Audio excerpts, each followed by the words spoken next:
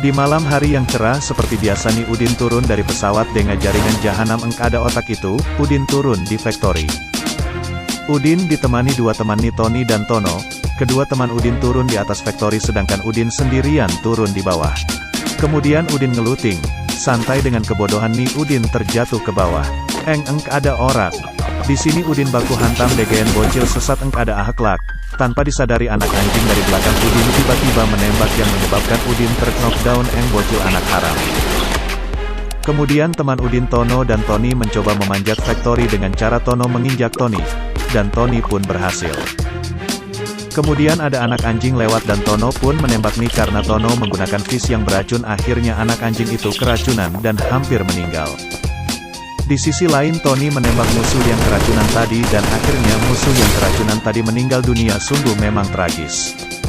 Kemudian Tony menembak musuh tapi ujungnya musuh tadi mati si tembak Tono. Yang paling gobloknya Tony tidak memerhatikan musuh ada di sampingnya.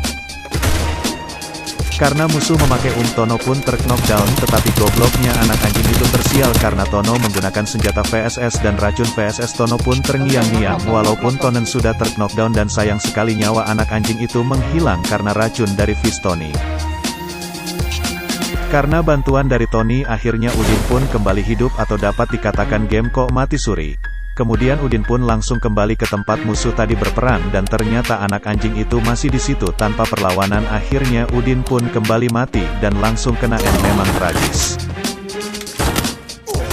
Kemudian Tony pun melawan anak-anak anjing yang ada di rumah ayam dengan gagah berani karena sedikit kesal melihat anak anjing yang ada di rumah ayam tersebut Tony pun mengatakan, nampak sikitlah bujang. Gumam Tony karena menurut Tony ia todak mampu melawan semua anak anjing itu Tony pun kabur melarikan diri. Kemudian Tony pun kembali ke pik dan ia dihadang oleh para anak anjing yang masih full squad dan tanpa perlawanan akhirnya Tony pun mati.